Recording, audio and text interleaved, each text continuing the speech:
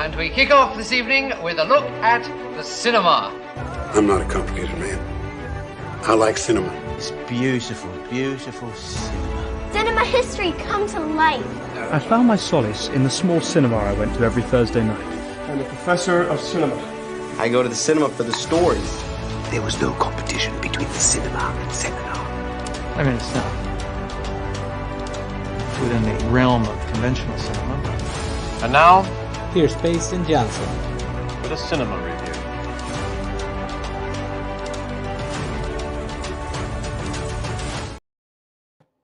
It is Monday, October 21st, 8 EST, and thank you for joining me for another episode of Cinemaster's Reviews. We got an exciting show this week. We are reviewing Smile 2, the sequel to Smile, a horror movie that came out a couple years ago, as well as We Live in Time, the new romance film with Andrew Garfield and John Crowley. Let's jump right into the show, starting with our first movie we are reviewing tonight, Smile 2, directed by Parker Finn, who also directed the first Smile. This is set a few years after that first Smile film and is dealing with all new characters, but with the same entity and the same, I guess, villain that the characters faced in the first one.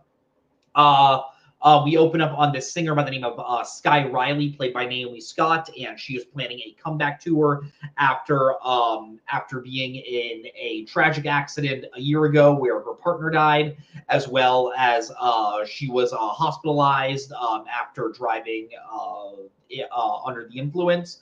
She's planning a comeback tour, and when she's going to go and get some prescription drugs, she ends up, her dealer just ends up killing himself right in front of her, and she slowly starts seeing different spirits and different evil entities smiling at her, and she learns that in 7 days, if she doesn't find a way to get rid of this entity, she is also going to kill herself and end up spreading it on to different people.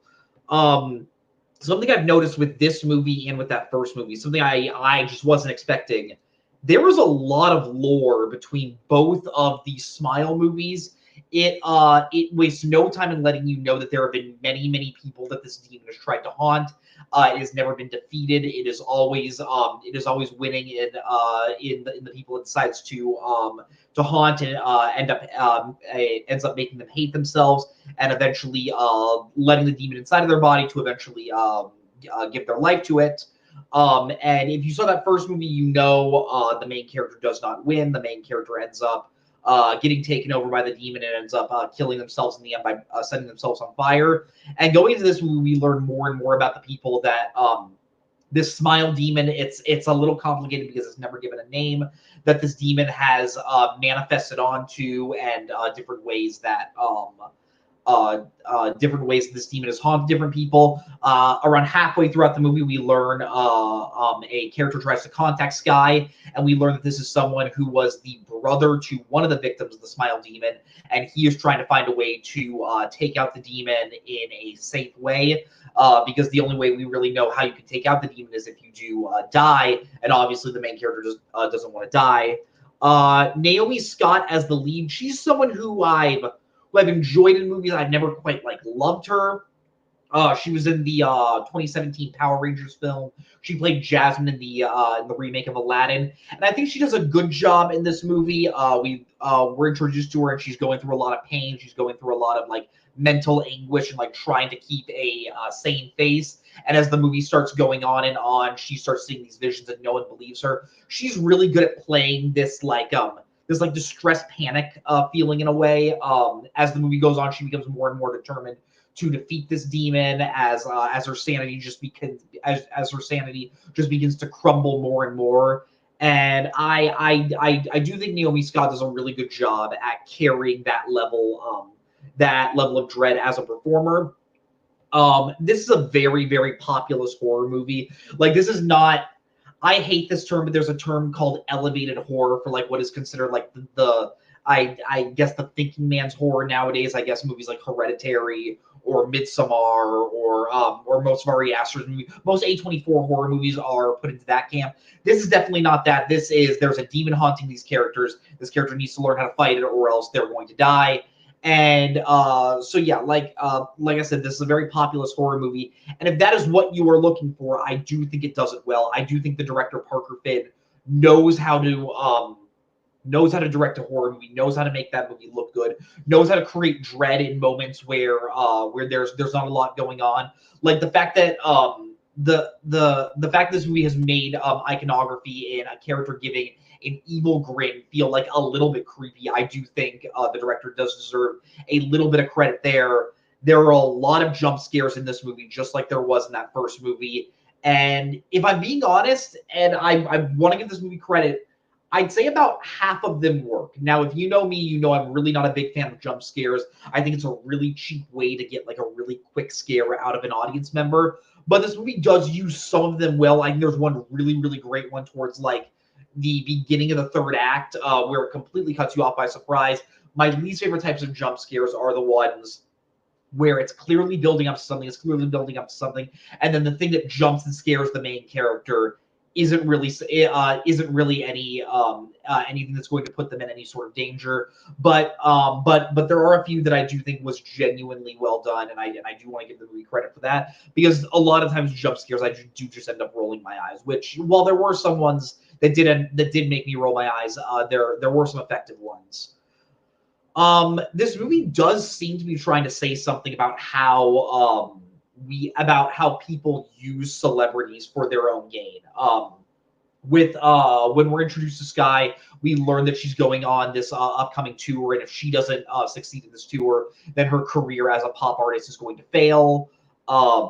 And when this demon starts haunting her, she starts getting more fearful about, like, I gotta cancel this tour. There's no way I'm gonna be able to have a successful comeback. And all the people around her, specifically her mom, who's her manager, is like, no, you have to push through. I don't care if you're not at your healthiest in terms of a mental health standpoint. You do need to push through. You need to do this for us, or else your career's done. And I do think what this movie was trying to start off by saying of like, look, the way the media and the way like even like friends of famous people will use them in order to get a leg up and in order to climb the ladder. That's always a really disgusting way to live. While I thought that started out as a really great message, it doesn't really have anything to say by the end, and there's nothing really that like I think an audience member hasn't seen before, hasn't heard before. And as I was watching that, as I was getting towards the end of this movie, I do wish it did have something a little bit more interesting to say about how we see celebrities as just things and as and not as people. And I wish the movie would have delved further into what it was trying to say. Let's see. Movie has some extremely grotesque visuals. Like even for a movie like this, which is a very populous horror movie, it's not afraid to get bloody. It's not afraid to get very gruesome. And I always do love it when a horror movie is willing to take that extra step to deliver those scares and deliver those really shocking moments to the audience.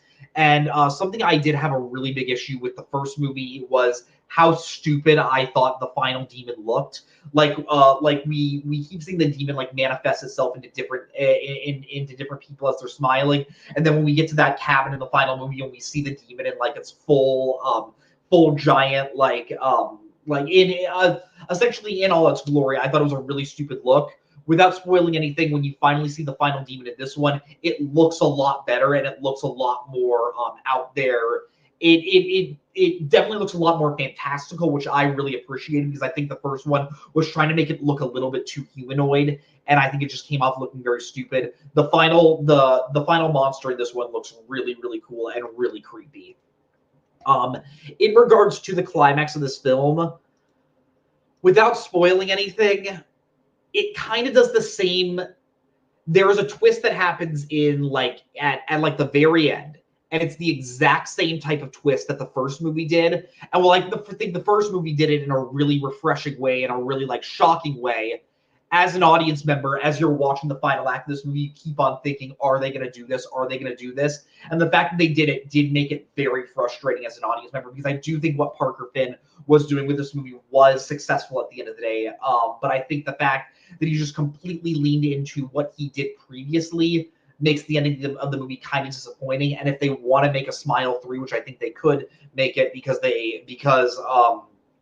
before this movie, when you go see any movie distributed by Paramount, they have the actors come out and say, "Hey, thank you for coming to this movie. Thank you for." And I heard the term "the Smile Universe" said. So I think they want to make more movies, and if they are going to make more movies, you can't have it end in the same twist every single time, because it was annoying this time. If they do this same thing for Smile 3, it's going to really start pissing me off. And other than that, there wasn't really anything I truly hated about this movie, but I was a little disappointed in that final twist, even though the last note this movie leaves it on is a very intense note and a very violent note. And if you're into horror movies, I think you are going to appreciate that. If I were to rate this movie on a scale of 0 to 10 videotapes, I'm going to give it a barely passing 6 out of 10. There were some things that frustrated me. I think some of the jump scares really weren't that successful. The commentary was trying to say, while I do appreciate that it was saying that, it didn't really have the backbone or the chomp to really delve into what it was grasping at. And I do think that final twist was really, really unsuccessful. But Parker Finn knows how to make these movies. I think Naomi Scott is giving a pretty good performance. And if you're just looking for a fun horror movie that isn't trying to say like anything too deep, I think this one is going to be one that you are going to enjoy. Yeah, if you are a horror fan, I would recommend going to see it in theaters. If not, this isn't really anything that you haven't seen yet. So even though it is October, you could probably skip this one if you're not a big time horror fan. So yeah, I think we're going to move into our second review of the night, that being We Live in Time, directed by John Crowley. John Crowley is a director who I'm kind of hit or miss on. I've seen 2 of his movies. Brooklyn, I saw back in 2015, which I loved. Starred Saoirse Ronan. Really, really sweet movie. He also directed The Goldfinch in 2019.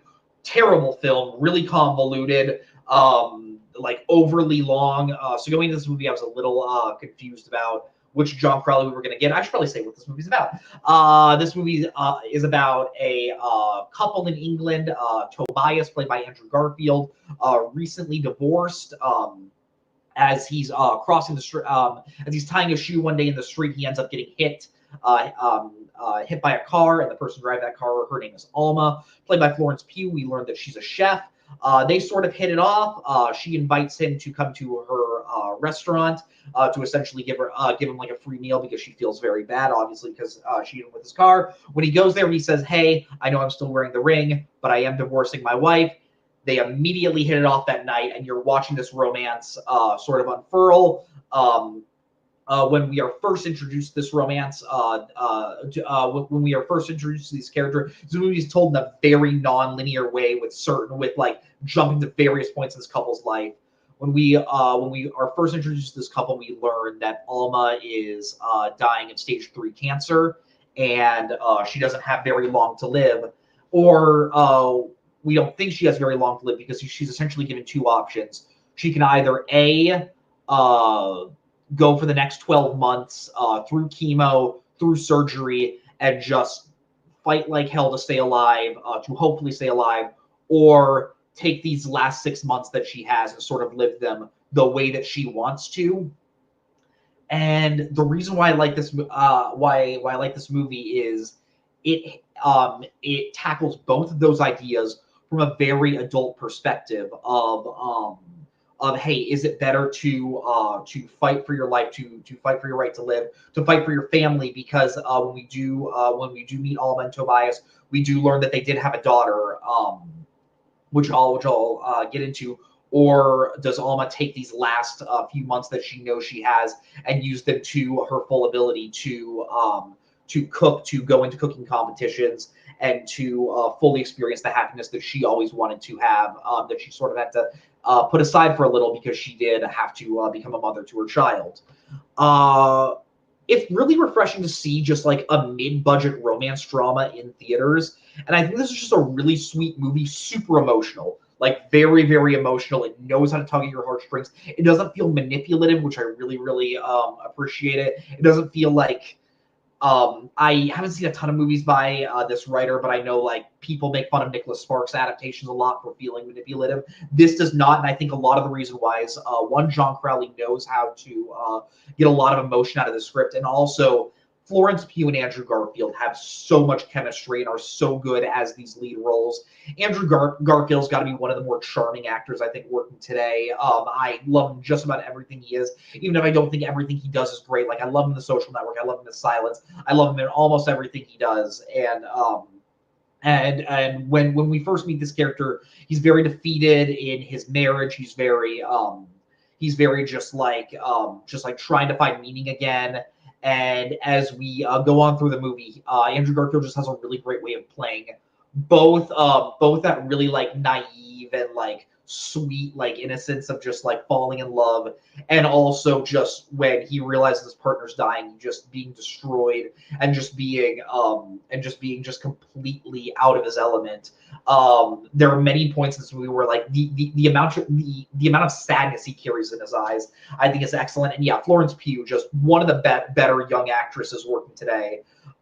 She is excellent. Again, just the pain that she portrays in this movie and all the scenes they have together. You see how these two characters fell in love. You see why they got along so quick and hit it off. Not just because they're two just objectively like beautiful people, but just watching these scenes, you completely see why they are a couple. And having these two lead your romance movie was a great choice by the director. I really like that the first half of the movie is a little bit more focused on Tobias, and the second half of the movie is a little bit more focused on Alma, and you see their dilemma from two different perspectives. And without spoiling anything, many different choices are made by the character to see like, hey, do I want to take this surgery? Do I want to enter this competition? Do I want to follow my dreams for this little while? Do we want to finally get married?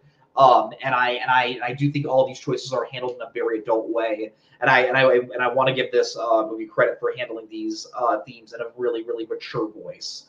Like I said, the movie is told from a very non-linear perspective, and it took me a little bit to get on the movie's wavelength with how quickly it is jumping around, because we jump around to a lot of major events in this couple's life. We jump to apparently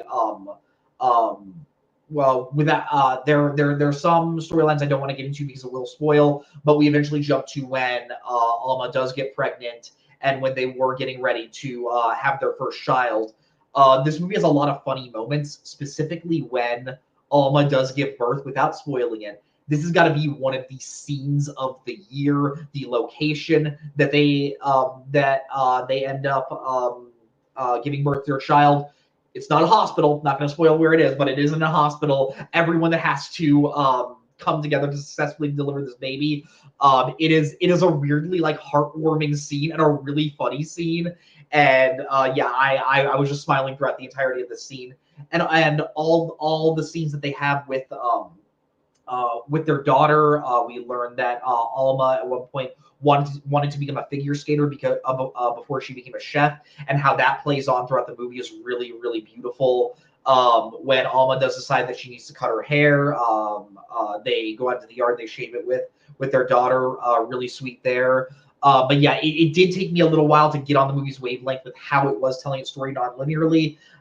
Throughout the first half, I was just like, what if they would have just told this movie from beginning to end in a very straight fashion? Would I have liked it more? But I do think by the end, I did understand what the movie was going for. And I do get, with the title being We Live in Time, we are watching these different moments of time in this relationship and how they are just appreciating the limited amount of time they do have. And I do think by the end, I did understand why it was told in this non-sequential order, even if by the beginning I was a little confused as to certain parts where we were at in the story.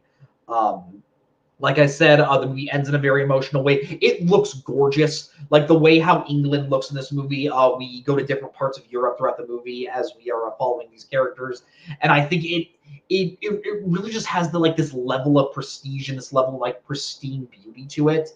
And we don't get too many movies like that just look this good. And I just really want to shout that out. If I were to rate this movie on a scale of 0 to 10 videotapes, I'm going to go pretty high. I'm going to give it an 8 out of 10. While this isn't from a script perspective, this groundbreaking romance film, I think from the directing standpoint, from the acting standpoint of our two leads in Florence Pugh and Andrew Garfield, I think they do a really great job in telling the story and really making me feel hurt. I was on the verge of tears in this last scene without spoiling where we're going. And I do just think this was a really great movie. If you have the time, please go see this in theaters. I want more movies like this to succeed because I like when we get original movies that aren't like these huge blockbusters, but also aren't like these super small indie movies. And I always love when these come by, and I just really hope that we get more of them by supporting them.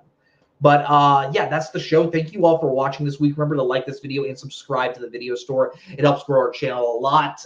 Next week, I'm going to be reviewing Venom: The Last Dance, the last film in the Venom trilogy. I can't believe we got 3 of them, as well as Conclave, the new movie by Edward Berger. He directed the remake of All Quiet on the Western Front a few years back.